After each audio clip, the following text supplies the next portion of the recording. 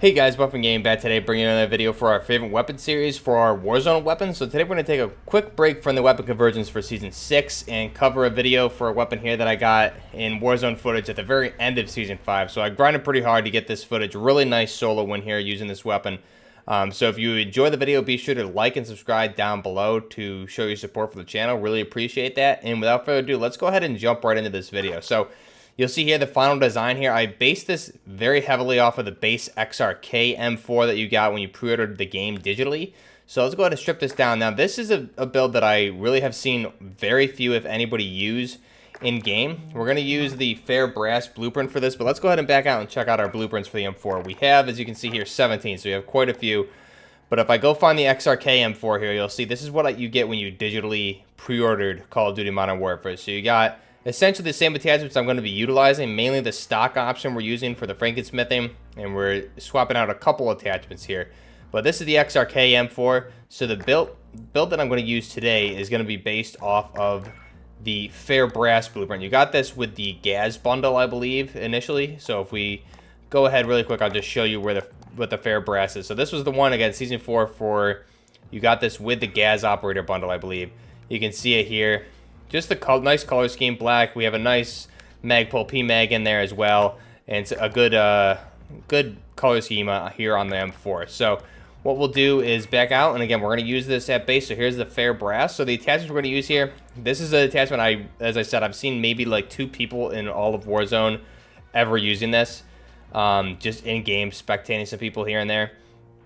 And that's the FSS 12.4-inch Predator barrel. So this is going to be the integrally suppressed barrel that comes for the M4. This is going to assist you with the sound suppression and the aim down sight speed. The cons here is you're going to take decrease to the bullet velocity, which is going to affect your range. However, your mobility and your accuracy are going to go up slightly. But this is kind of a 2-for-1 because it's going to have that built-in integral suppressor, so it is going to keep you off the minimap as well. And you won't have to utilize an extra attachment on a suppressor along with a barrel option. So I want to try this out. Go ahead and select that.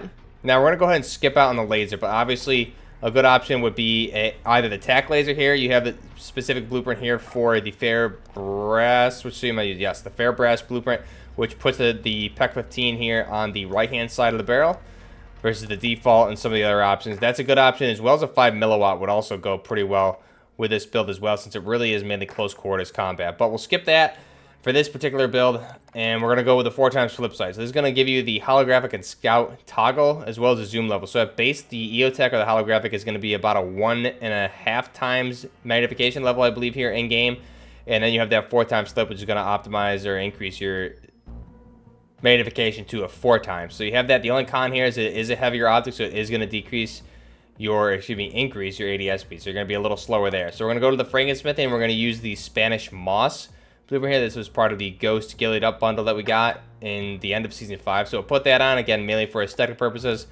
Now the stock, we're going to swap out that base salt mod stock, and we're going to go for the M16 stock with the XRK option here. So the XRK, we get this unique buttstock here for a Magpul buttstock for the M16 option here for that stock. Again, you can see XRK M4. So we'll select that, and the pros and cons, the aiming stability. Cons here being aim, walking, movement, speed. But this is just going to help us with aim and stability. Again, with the XRK, when I freaked out my hands on that weapon, especially before the M4 was nerfed, was godly. So I want to try and replicate that best of my ability here in Warzone and see how we can make it effective. So we'll go ahead and select that. Next up, because we have a little bit of the recoil for this is a little bit hard, it's mainly for close quarters, I'm going to use the 60-round magazine. However, this isn't needed for solos. You can definitely get by with the base 30 round and utilize that attachment elsewhere. But I'm going to use the 60-round magazine, so we're going to increase our capacity of the 5.56x45 NATO rounds from 30 to 60. So we're going to double it. Cons here, the ADS speed and the movement speed. But again, we're mitigating that with the barrel option that we have, and that's going to increase that as well. So we're going to mitigate that here. We'll go ahead and select that. We're going to use one of our Frankensmithing options there. And then for the underbarrel attachment, I'm actually going to go with a Ranger foregrip. I played around with a few of these. You have, again, different Frankensmithing options. You could utilize a Task Force one if you wanted, if you have that. But I'm going to go with just the base Ranger foregrip. This is going to assist us, again, with recoil control and aiming stability. The cons here being aim walking movement speed and aim down sight speed. Also, you can definitely feel free to stick with the base Commando. I think is another really great option here.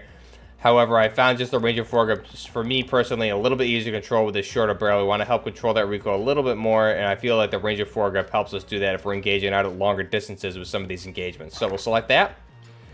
And that's our final design. What we're going to do is for the reticle here, again, personally, I go with the Chevron Tactical. We'll select that, just gives us a nice, clean, persistent sight picture. And you can see that is our final design for the M4 integrally suppressed using that 12.5-inch Predator barrel. Now, really quick, the class setup that I'm using here, we're going to have just dual pistols with the M19, using a Kimbo on that, and then perks are EOD Ghost Shrapnel, running C4, and then I actually ran a stun grenade here, but I did luckily pick up a heartbeat near the end of the game, which definitely helped me out. So this is our XRK M4 semi build. We're trying to replicate it here just with a few different attachments using that fair brass blueprint, and you can see here, very aesthetically pleasing gun.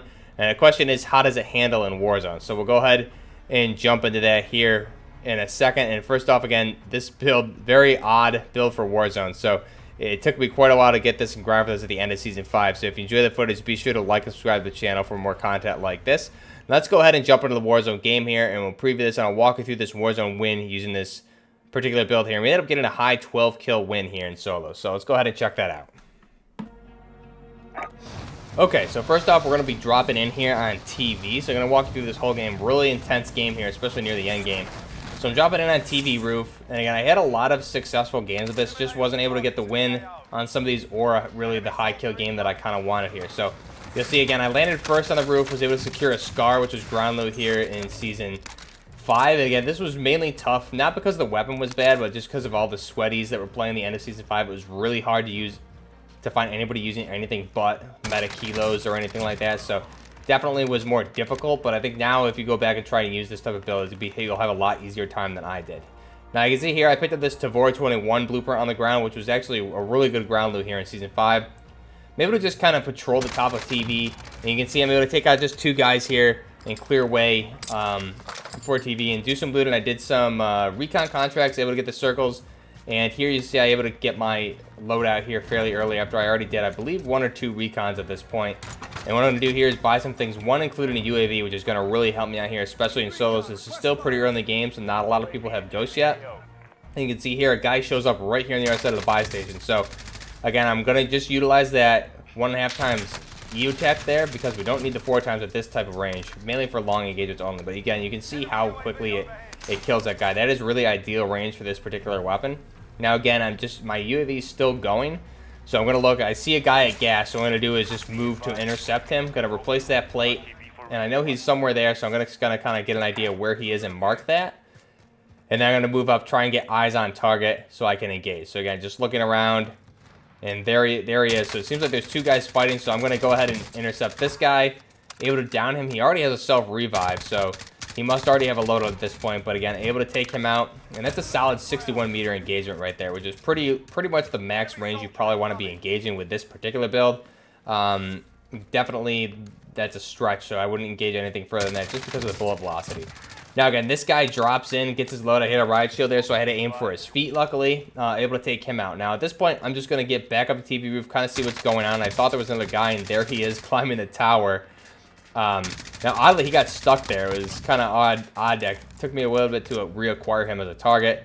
But again, able to take him out pretty easily. Now, here I was actually just checking my map on the roof. Getting myself in a safe spot so I could check my map, see where I wanted to rotate. And I heard that ladder, and I heard that guy come out. So I was able to peek and take him out. Really unfortunate for him.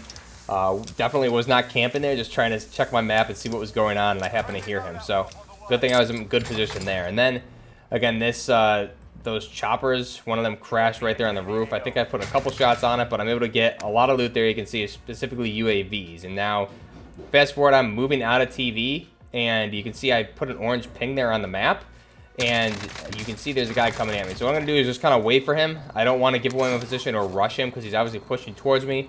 And you can see he actually did have a kilo and a sniper there, so that would have been probably a losing battle. So I'm able to just surprise him and get him. Now, this is more towards the end game here. Final circle. I rotated in to the hard right, just based on fire and where my UAVs were showing. I picked up this heartbeat, luckily. And I pick up this guy here on the heartbeat. I'm going to take him out pretty easily. Now, I know there's a guy straight ahead of me at this point. I did pick up a guy's sniper rifle. So I'm able to, again, I know where he is. There's 2 more people left, and I know there's a guy in the house right in front of me to my right there, or at least there was. So I'm going to start engaging this guy. The gas is going to push me forward, and I'm trying to just be cautious because there was a guy in this house for sure. I was sitting on the side of there for a while trying to figure out how I needed to move.